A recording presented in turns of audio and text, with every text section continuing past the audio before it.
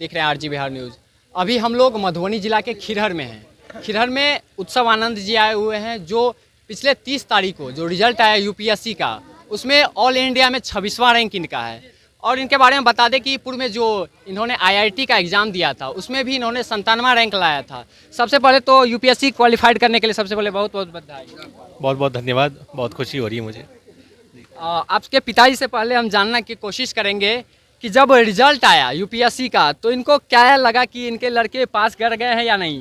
विश्वास हुआ? एकदम पूर्ण विश्वास था। इसकी तैयारी और इसकी मेहनत को देखते हुए हम लोग पूर्ण आश्वस्त थे।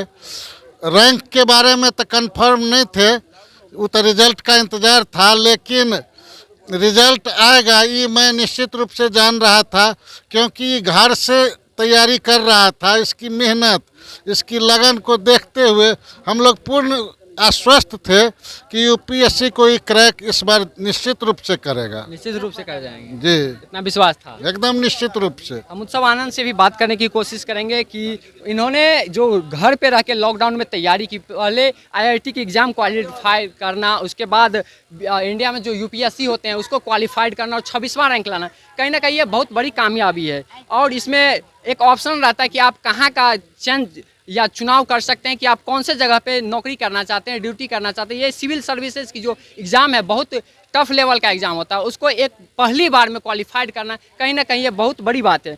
क्या लगा आपको कि पहली बार में क्वालिफाइड हो जाएगा?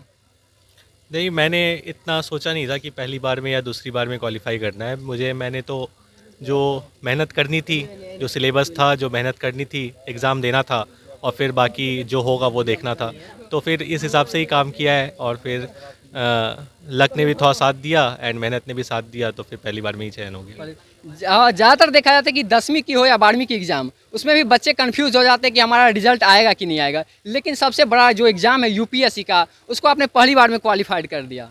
जी, ऑफ कोर्स ये थोड़ा सब्जेक्टिव पेपर होता है पूरा का पूरा, तो अनसर्टेनिटी ज़्यादा रहती है कि सिलेक्शन होगा या नहीं होगा, मार्क्स कितने आएंगे, एंड मल्टीपल फेजेस में होता है तो कहीं भी आप गड़बड़ कर सकते हैं। तो इसमें uncertainty as compare to 11th 12th या फिर उससे पहले इसमें थोड़ी ज़्यादा होती है।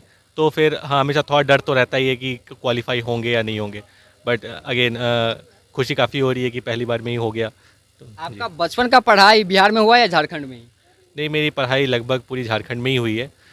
6 से 10th तक मैं रामकृष्ण मिशन में पढ़ा था देवघर में ही, एंड फिर मेरी पढ़ाई आगे कोटा में हुई एंड फिर बॉम्बे में हुई। आईआईटी में आप कहाँ जॉब भी कर रहे थे सुनने में आया? आईआईटी में ग्रेजुएशन के बाद मैं 1 साल तक जॉब कर रहा था नोएडा में। उसके बाद फिर मैंने जॉब छोड़ दी एंड फिर 1 साल तैयारी की थी। 1 साल की तैयारी में ही निकाल दिया आपने? जी। तो आने वाले जो समय में फिर से यूपीएससी के एग्ज़ाम होंगे, तो उसमें क्या संदेश देना चाहते हैं जो आगामी विद्यार्थी होंगे उनके लिए? हाँ, यूपीएससी की परीक्षा आज भी थी, प्रीलिम्स की। तो मैं आगे वाले स्टूडेंट्स को यही सजेस्ट करूँगा कि आप इधर उधर की बातें कब सुने एंड फोकस्ड रहें अपने एग्ज़ाम के ऊपर एंड अपनी स्ट्रैटेजी खुद बनाएं। आप लोगों से इंस्पायर हों, इन्फ्लुएंस ना हो। ठीक, लोगों से आप इंस्पिरेशन लीजिए कि उन्होंने क्या की थी एंड सब मिला जुला कर अपना एक स्ट्रैटेजी बनाएं एंड उसे फॉलो करते रहें एंड फिर रिज़ल्ट का वेट करें। बिहार में क्या लगता है किस चीज़ की ज़रूरत है अभी आईएएस के नज़र से? हर स्टेट की अपनी अपनी प्रॉब्लम्स होती है, वैसे ही बिहार की भी कुछ प्रॉब्लम्स हैं यहाँ पे। जैसे कि देखने के लिए यहाँ पे बाढ़ बहुत ज़्यादा आती है, उसे कंट्रोल करने में प्रॉब्लम आती है। यहाँ पे इंडस्ट्रीज़ थोड़े कम हैं एज़ कम्पेयर टू दूसरे स्टेट्स, उस कारण से नए प्रॉब्लम्स आते हैं। तो हर स्टेट के अपने प्रॉब्लम्स होते हैं, बिहार के भी हैं। तो हाँ, यही सब पे सुधार करने की ज़रूरत है एंड समय के साथ सब धीरे धीरे होगा। मुझे जहाँ तक जानकारी है कि आपको आईएएस के इंटरव्यू में यही सवाल पूछा गया था कि बिहार में बाढ़ को लेकर कोई सवाल पूछा गया था शायद। जी, बिहार के प्रॉब्लम्स के बारे में पूछा गया था, जिसमें इस बार वाले प्रॉब्लम का भी जिक्र हुआ था। जी, ये आज मुझे दिल्ली के एक न्यूज़ चैनल से मालूम चला है। जी, जी हाँ, इसके ऊपर बात हुई थी, 2-3 मिनट बात हुई थी इसके ऊपर एंड फिर वही जो टेक्निकल इसके क्या सॉल्यूशंस अवेलेबल हैं वो सब बातों पे बात हुई थी। आपने जॉब एरिया का सिलेक्शन कर लिया? सिलेक्शन ऐसे नहीं होता है, सिलेक्शन वो आपके रैंक के हिसाब से एंड स्टेट में कितनी सीट्स है उसके हिसाब से आपको मिलती है। तो फिर वो अभी 1-2 महीने बाद आएगा। एक ऑप्शनल रहता है ना? एक प्रेफरेंस आपको डालने की रहती है, बट अगेन वो 2 महीने बाद क्लियर होगा कि कहाँ की मिली है।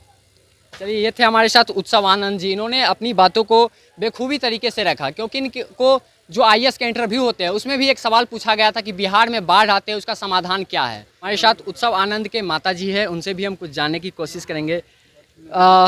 माला जी, आपका लड़का उत्सव ने यूपीएससी के एग्जाम में 26वां नंबर लाया, 26वां रैंक लाया। क्या आपको लग रहा था पहले से कि ये क्वालिफाइड कर जाएंगे?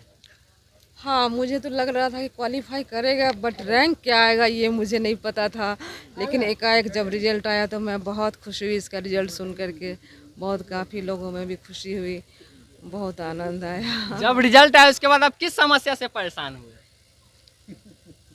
बहुत सब एक्साइटेड हो गए, बहुत भावुक हो गए थे घर में सभी लोग, कुछ समझ में नहीं आ रहा था। आप फोन की समस्या से परेशान हुए होंगे।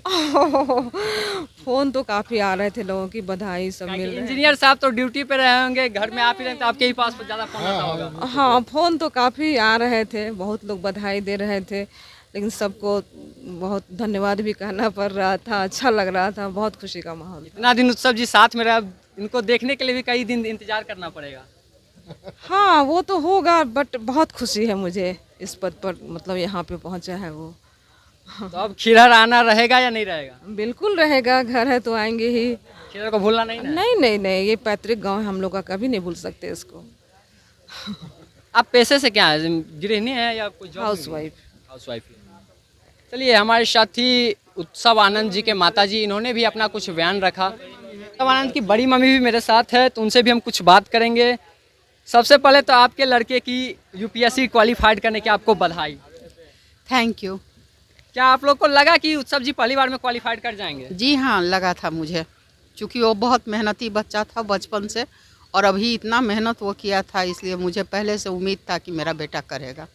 क्या बचपन से क्या कर रहे थे जैसा उम्मीद लग गया? बहुत मेहनती था, शुरू से पढ़ने में अव्वल रहा है, सब दिन ये अच्छा किया है, इसीलिए मुझे विश्वास था कि मेरा बेटा करेगा। उत्सव जी परेशान भी करते थे किसी को घर में?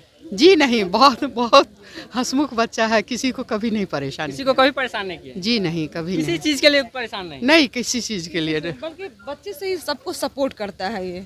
सबको सपोर्ट कर। हाँ, बच्चे से सबको सपोर्ट करता है, सबका सहयोग करता है, घर में भी बहुत सबका सपोर्ट सहयोग करता है। ऐसे ही तमाम खबरों के लिए बने रहे हमारे चैनल आरजी बिहार न्यूज़ के साथ। तब तक के लिए धन्यवाद।